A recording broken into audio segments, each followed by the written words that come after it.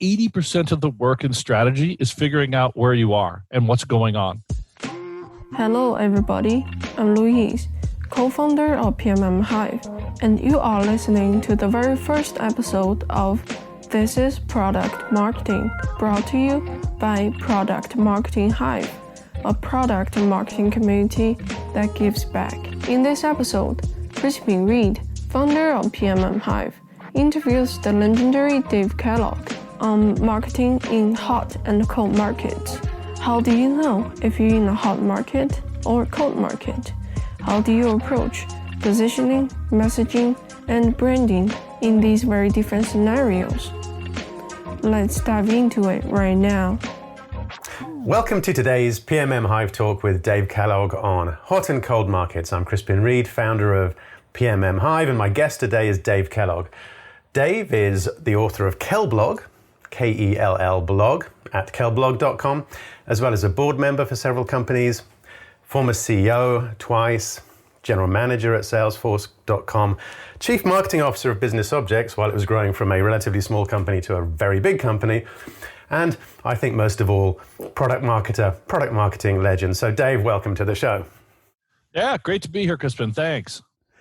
Fantastic. So Dave, let's get into hot and cold markets. What is a hot and cold market, and also what's the story sort of behind? How did you come up with this idea of hot and cold markets? Was there an apple falling off a tree on your head, or how did that sort of pop up? Yeah, I think because I think the way it came up was I had the good fortune, I suppose, to alternate between them in my career. So my first job was at Ingress, which was the early relational database market, which was unquestionably a hot market. Where people were buying them, and they were calling saying, "Why should I buy you or Oracle or Sybase?" And then I went to Versant, which is an object database system where literally no one wanted to buy one. It was, what was that again? And kind of, why would I possibly ever want to buy one? Can you please leave my office? And the reason I discovered that rather brutally was when I joined Versant, everyone was focused on differentiation. Right. And they're like, only Versant has logical object identifiers, and object design has physical pointers, and we need to tell the world why Lloyds are better than Poids. Literally, that was kind of the stated mission when I joined. And of course, the question was, does anyone care? And the answer was a vehement no, and that's when you go, wait a minute, a hot market strategy is different than cold market strategy, because I could talk all day long about Lloyds versus Poids, but if you're not going to buy an object database, you don't particularly care why mine's better. Right. Yeah, exactly. So why is the distinction between hot and cold markets important then? It's related to the marketing that you end up doing. Yeah, absolutely. I mean, I think 80% of the work in strategy is figuring out where you are and what's going on.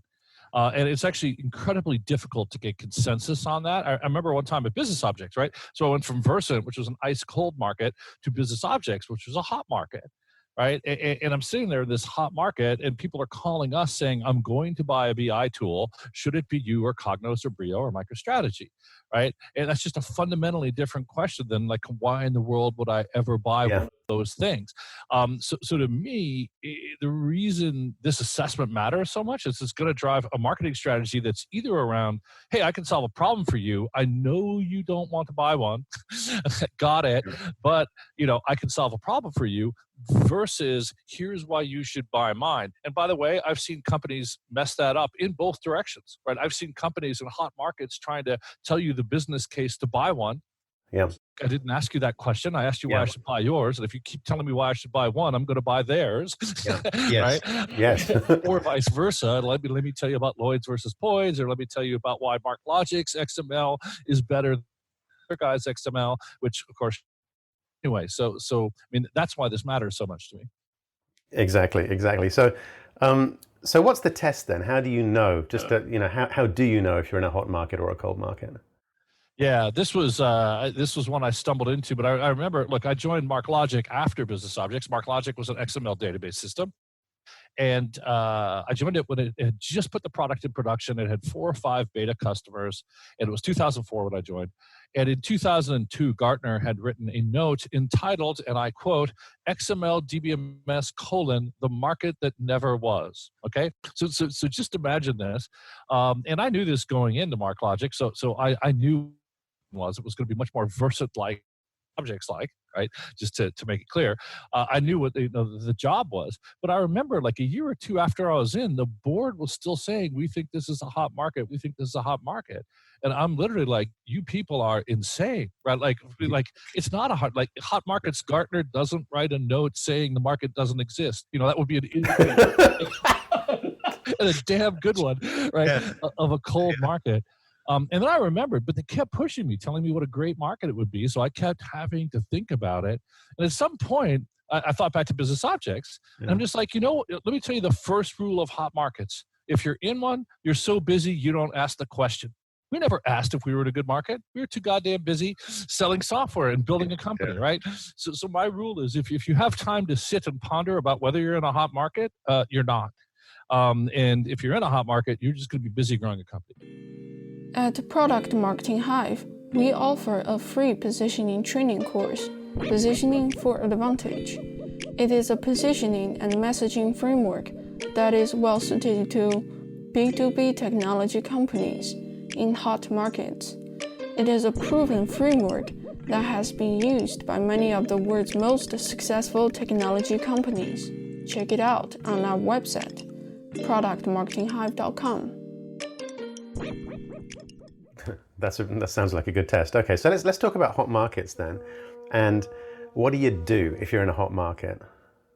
How do you approach that? I think the other corollary of hot markets, so we have 2 tests. One is if you have to ask the question, you're probably not in one. The other test would be, a hot market definitionally attracts multiple competitors in my mind. Later on, we'll separate, is it a big business opportunity? Could you build a big business there? Which I think is kind of orthogonal to whether it's a hot market. Because I can give you examples. Blackline, for example, to me, I don't think Blackline was ever in a hot market. Financial consolidation, or not consolidation, reconciliation. But Lord, they've built a very valuable company. You need to kind of separate, can you build a valuable business versus is it a hot market? On hot markets is, first, people are calling you. If you have time to ask, you're not in one. And the last element would be you have multiple competitors because the VCs figured it out and they put money behind it. And therefore, the situation you're in a Kellogg-defined hot market is effectively a land grab, right? That there's multiple competitors. They've each raised venture capital, and there's a new market, and people are trying to grab share as fast as possible on the assumption that there are switching costs. I think sometimes in tech markets, we forget the reason share grabbing is important. And share grabbing is important only to the extent, right? You should pay more than $1 for $1 of ARR, right? Because it renews. And the reason it renews is switching costs are high. Right? Hopefully you're delighting your customers, right? Great.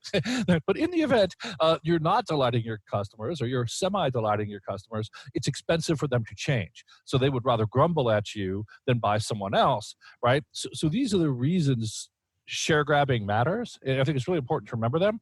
But ultimately, I'd say a hot market is really a market share grab, and people are calling you saying, I called Gartner, who by far dominates the analyst world, right? They used to dominate back in the day, but now that dominance is like supreme. I called Gartner, I look at A, B, and C, tell me why to buy you. And that implies a couple of things to me. It implies an IT-led sales cycle, right? It implies budget, right? You tend not to generate evaluation processes for things you're not going. And it involves differentiation, which is, I need to know why I should buy yours. And I can tell you in these companies, people get confused. Sales, at one company I saw, two things go wrong in hot markets. One, you start to think it's cold or maturing when it's not. And the other thing that goes wrong is sales confuses you because sales wants to talk about business value assessments and business value because that's kind of what they're trained to do. And you need to say, hey, wait a minute, what's the customer asking you? Because if they're asking you about differentiation and you value, and the other guy's answering with differentiation and making that differentiation relevant to their problem, you're in trouble. Yeah, I mean, this relates to process as well. Yeah. So I think it's two things. One, message, which you're talking about, which is well, first, I'm going to emphatically agree with you, agreeing with me, that all marketing messages answer a question, and what is the actually precisely defining the question is super important, because then you can build a message to answer it. So agree radically. I think on this point, yeah, on message, we don't want to be having kind of a parallel independent conversation with the buyer, right? If they keep asking about differentiation and we keep answering about value, it was actually one of Dave Ellett who coined that term, parallel independent conversations, which I love. Oh yeah, okay, yeah. I haven't heard that. Okay, that's good. Yeah, which is fantastic. And you don't want to be having a parallel independent conversation with your buyer. And then the last thing actually also relates to process, which is in a hot market, I think you got to avoid the triple qualification that's often common in enterprise sales, right? First, I make you speak to, like, you call me, you've got a CFO title, you tell me you're buying a planning system, I make you speak for 20 minutes to an SDR who frankly, the CFO has just no desire to talk to whatsoever. Then they have to speak for a half an hour to a salesperson. And then if they're lucky, then they get an SE on another call, and they've literally been triple qualified. And at my last company, I actually had a CFO call me once. He was livid. He's like, I have an MBA from Columbia. I bought 5 planning systems in my life. I'm just trying to get a freaking demo of your product, and I have to speak to a 25-year-old moron, followed by a 45-year-old moron. And he just ripped me. And it's right. He was being triple qualified. So I'd argue in a hot market, let's get that person, like, let's get them through to a salesperson and get them looking at the product quickly, because that's what they want. Right. So sometimes you refer to differentiation as an axe battle. Yes. Why do you call it an axe battle? Yeah. I love that metaphor. So because to me, it just reminds me of 2 knights in armor, swing heavy swords. It's it's like, I've got aggregate awareness, king, and you hit the other guy, and his armor rings, right? And he comes back and says, I have graphical pivot, bing. So to me, just the image of a differentiation war, to me, just is absolutely an axe battle of 2 vendors, each taking their best swing with this heavy weapon against the other, and may the better knight win. And that's, I don't know. That's just the image I've had. Because look, why do I have that image? It's definitely a slugfest. There's no question, right? It's 2 vendors just battling it out, trying to convince the customer that ultimately, right, you're trying to convince the customer that your differentiators matter. Yes. Right? Let's just be clear, because a lot of people get differentiation wrong, right? Convincing them they're different isn't actually the problem. It's convincing that your differences matter to them. Which does entail a certain element of solution selling, because you have to understand what they're doing to do that. But like, literally, as I remind salespeople, you can be different and worse. It's not just trying to be different, right? Better and more importantly than that, different and relevant to the task at hand. So, and that is just definitely an aspect. Yes, absolutely. So, okay, now I'm very curious about cold markets. So let's talk about cold markets. If you're in a cold market, what do you do? Does differentiation matter? How do you get people to buy something which I think you said they're fundamentally not looking for? Yeah. Or they don't know they're looking for? Yeah, so I've had 2 experiences in cold markets. I'll start with the first one, which was at Versant, which is an object database system. And basically, when I joined the company, my boss said, if this can't be $1 billion company, I'm not interested in being here. And he was there about 6 months after hiring me. Because it was evidently clear at that True point. to his word. He was honest, man. That object databases were not going to be the next big thing. But nevertheless, you had an investor, you had a company, you had to do something with it. And it was like, oh, we're not going to get the same free ride that Relational had, which is why, so much money was invested in these companies. But you're sitting there at a company without something literally that almost no one wants to buy, because they're literally just starting to move to Relational, and you're trying to offer a disruptor to Relational, right, which would take, 20 years, 30 years in reality before people were ready for post-relational databases. So you're in trouble. And you thought you were going to do a rewind, hit rewind play on the Oracle success, and it's happen. So the first thing you do is in my mind, there's two scenarios. One where you're at an existing company and you figure out it's a cold market, which is different from maybe starting in a cold market. But let's take the more common scenario where you thought it was going to be a hot market, and you wake up one day and say, oh shit, things are not working out the way we thought. To me, the process is pretty simple. Literally, my first VP of marketing job was a battlefield promotion. They fired the entire executive team, said, you run marketing. So now I'm running marketing at like age 28 or something, pretty young at the time to be running all marketing in an enterprise software company. It wasn't very big. It was probably 5-10 million time. But nevertheless, I'm running marketing, and the new CEO comes in and basically says, you go interview all the customers and find the pattern. Find out who bought this thing.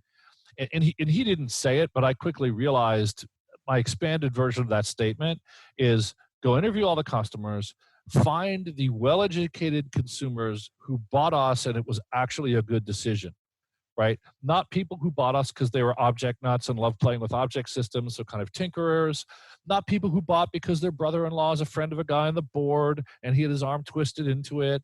Not people who bought because they were misinformed. Like, frankly, looking at your product, I wouldn't have bought us. I would have bought another product. At MarkLogic, I would have bought Verity plus MySQL to solve that problem. I wouldn't have bought MarkLogic. So, by the way, this same pattern happened. Literally this exact same exercise. I looked at the customers and said, okay, why did you buy? And I had some tinkerers, the Air Force Research Lab. I had Cedars-Sinai Medical Center, a friend of a board member, right? Like I had it all. And then I had one guy who had spent a lot of money who seemed very smart. I was talking to the CTO of a multi-billion-dollar company, and he knew all his alternatives, and he picked us, and he could tell me why. I'm like, okay, let's replicate that guy, right? Because I think people try to replicate like brand names. They're like, oh, because we had a couple of good brand names. I can't remember who they were, but I don't know. We had the U.S. Air Force. Oh, let's do a defense strategy, right? Or they try. And to me, you got to replicate almost people or use cases. Like, why did you buy this thing? Did you buy it for a good reason? Did you understand the alternatives and buy us anyway? Wow, maybe there's something there. So the first step to me is go try and find that pattern, find that use case. And then once you've got the use case, I'll switch to MarkLogic now as the example. Well, I could do Versant. At Versant, it was GDMO object management for telecom switches. Literally, it was like a new standard was coming. To comply with that standard, you needed to build object-oriented systems, and Versant was very useful at building those systems. So what does it say for marketing? Go find telecom companies who need to do GDMO. Right, the guideline for the definition of managed objects. At MarkLogic, it was basically Read Elsevier. I combed through the existing 5 to 6. Some were in more interesting industries. Publishing, scientific publishing is not a very interesting industry, right, to go target for a software startup.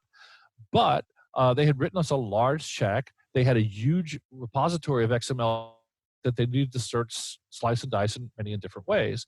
So I said, and by the way, they're a leader in their industry. It's still a multi-billion-dollar industry, and they're the leader in it. And we've got the leader as our customer. What a reference that's going to be.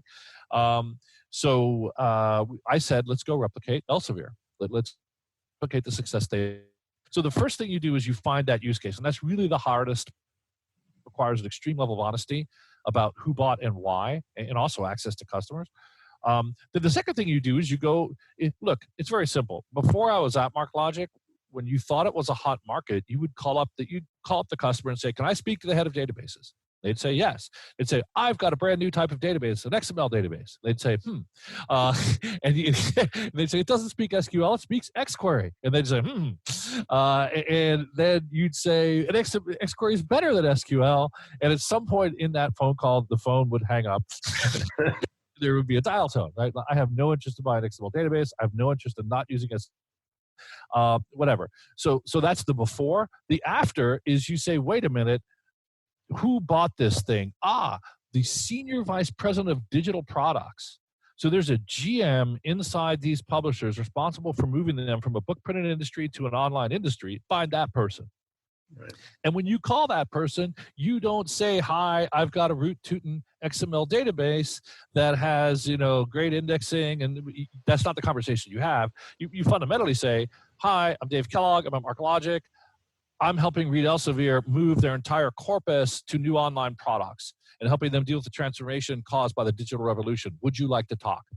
And that's it. It's a totally different conversation. It's not about my product. I mean, ultimately, do with my product, and if your title is Senior VP Digital Transformation, you care a lot about moving all your content online, and you're wrestling with how to build a strategy to do that. And by the way, not only do I have a product that can help you do that for a living, and I got a bunch of consultants and experts on how to do it. I'm doing it Pearson, Thompson, Reuters, right? And that's it. That is the essence of cold markets. You're calling a business person, you're not calling IT, and you're calling about a problem. Right. And that's what you call an empirical strategy. It's like just sort of look at what happened and then turn it into a strategy. Yeah, very much so. Like there's a fancier word for it, emergent strategy. Yes, business school. Yeah, but it's very empirical. You look at what happened and you double down. And you know, I'm a huge believer in emergent strategy, Crispin, because you know, companies love to think you can make strategy on a whiteboard and then roll it out. And I think you were still at Business Objects and they tried Project Sundance. I can't remember, but literally the e-staff goes into a room in Sundance at Utah, decides the world needs a new kind of product that bottom up whatsoever, right? There's no consultant saying people are solving this problem all the time. There's no customers complaining that the product doesn't do this. It's just literally kind of an executive pipe dream about a better world, which ironically is not at all how Business Objects was born, right? but in any case, and we tried to launch that thing, and it was a disaster, right? And I don't know if you remember, my favorite story on that one was we localized it to Italian, right, before knowing if we could sell it. Right, because somebody decided we have to make it 10% of everyone's quota, and the Italians called and said, it was 10% of my quota, I want an Italian version. And I'm sitting there going, we haven't sold one unit of this thing. We have no idea if anyone wants to buy it. It was dreamed up in a conference room, and we're localizing it to Italian? Like, have we forgotten how the company was built? And back to cold market theory, I think cold markets are about emergent strategy because I'd say the predecessor step is throw spaghetti at the wall, right? Yeah. The question with cold markets is how long do you keep throwing spaghetti? How much spaghetti is enough? Because some people, like, because at UC Berkeley, we do a case on MarkLogic a couple times a year at the Haas Business School. And a lot of students, their first reaction to the case is, oh, well, you should experiment for 12 more months or 18 more months, right? Just keep throwing spaghetti and look for patterns. You've only got 5 customers, throw more spaghetti and then do the double down, at which point I reminded them that the board had hired me specifically to pick. So so you can't just show up and say, hey, let's keep experimenting for 12 more months, yeah, when your job was very much the opposite. So important question. I do think you need a spaghetti throwing phase. I do think you find, I'll give an example of MarkLogic. We sold airlines. We sold JetBlue. But we decided not to double down on that as a strategic market because the sales cycles were long. It was a highly volatile industry. It wasn't the best use case. You know, we got $1 million out of JetBlue. We got $1 million out of United, but we didn't think we were going to build a scalable, repeatable business. So this is all back to, it's stuck on the wall, but is that something you want to double down on? And in the end, we doubled down on military, which was super scalable, and publishing, which was actually quite scalable. Join our community, Product Marketing Hive, to meet fellow product marketers and access free resources, including training, playbooks, templates, and events. We are looking forward to seeing you. Check out our website, productmarketinghive.com, for more information. Okay. Coming back to the example, the MarkLogic example, you'd be looking at publishing. Is this so? There's a particular use case. It's in an industry. It's really well defined. Does that from a strategy point of view, does that become a bowling alley type strategy where you go after this one and then there's a next one and a next one and then and then is Jeffrey Moore right? Does this become a tornado or? Yeah, fantastic question. So yes, I would say concretely in both examples I cited for telecommunications network management was the Versant beachhead market, media, aka publishing, and let's just call it digital content, was MarkLogic's beachhead market. And then the question is, how do you expand, right? Because Jeffrey Moore has the bowling alley theory where you move to an adjacent market from one of the positions you're in. And I always draw the bowling alley as a matrix, and I put vertical industry on one axis and I put problem solved on the other axis. And then you will find, for example, I'll pick an example, custom publishing. For McGraw-Hill Education, it was printing a textbook where in Kansas, evolution was downgraded to a hypothesis as required by Kansas state law. But in California, upgrading evolution to a theory. This is an actual business problem that textbook publishers have to solve. Turns out XML databases are very good at solving it, right? So I'll call that customized content. Turns out that problem is exactly the same problem as a flight manual for JetBlue. This is why JetBlue bought us, because every plane is different. Every plane is unique. They have a different coffee maker, a different kitchen set, right? Like there's small differences in the planes, and the documentation must be consistent with the coffee maker, right? So that is actually the same problem. It takes some luck and some genius to realize that's the same problem, right? Because you go, who is the same problem as McGraw-Hill? Your first answer is probably no one, right? Like, who else has to do that? And the answer is no. Anyone with complex products that require customized documentation, by the way, where the doc is critical to operations. When we were selling Jet, some of my two favorite sales stories are one, the founder looked at the problem in the meeting and told the director of flight operations at JetBlue that this problem was a, quote, homework assignment. It's just fantastic.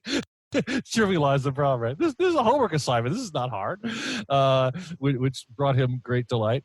And then the other one was I made the mistake of telling him that documentation was ancillary to airlines. I said, most of our customers, the documentation is their product. It's not ancillary, and which launched a 5-minute rant of, you think the documentation it's is regulated. Ancillary? It's extremely regulated, right? Planes don't leave the gates without the documentation. It's a certification criteria, okay. Yeah. But he was screaming at me. And the whole time he's screaming at me, what am I thinking? Yes, I love this, right? Because he's telling me how much he's like McGraw-Hill, right? Because I told him he was, to a certain extent, sales by provocation, right? Provocation. I'm telling you, you're not like, put it this way. I think the other way is for the sales guy to walk into JetBlue and say, you're just like McGraw-Hill, that's asking for trouble, right?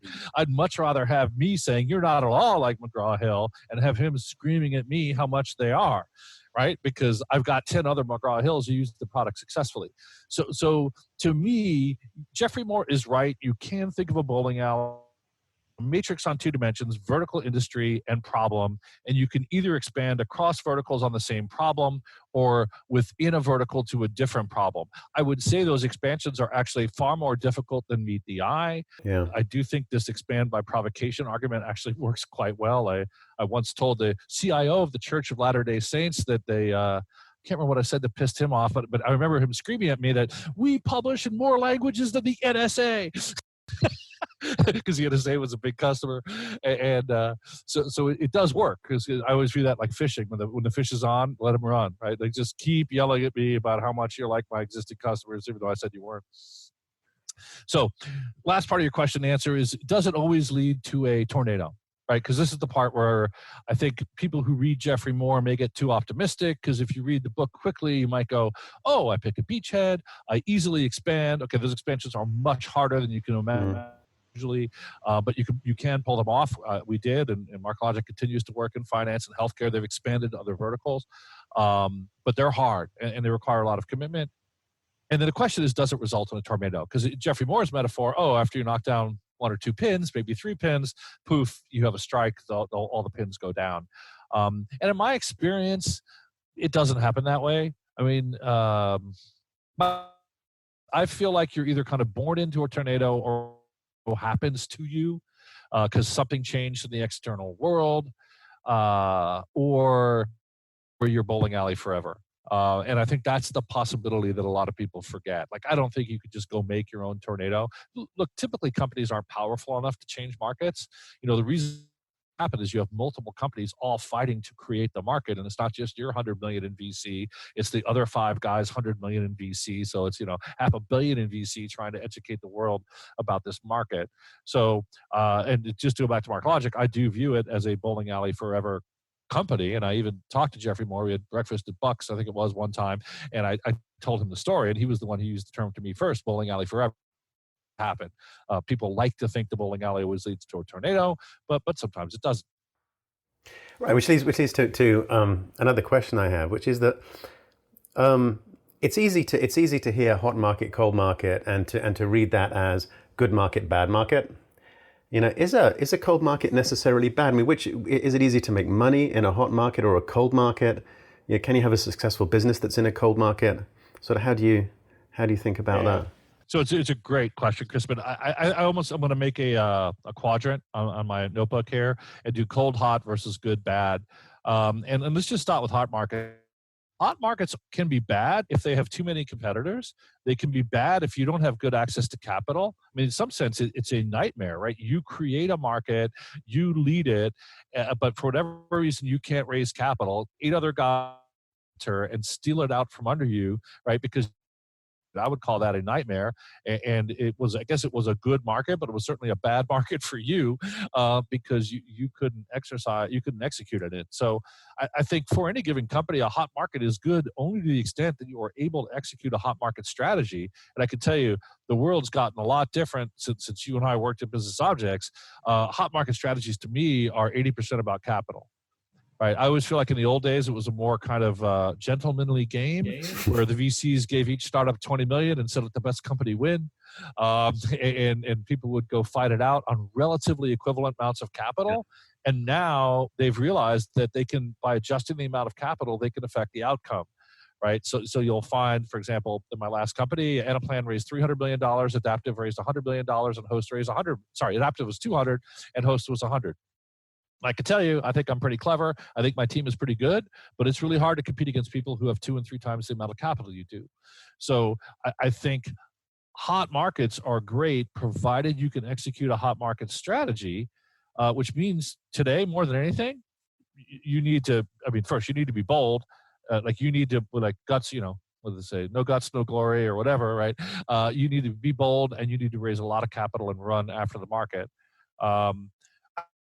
Let's look at cold markets. I think cold markets can be good. I mean, one example I cited, but Blackline was kind of a sleepy company that did they did account reconciliation, which is what actually happens after a financial consolidation.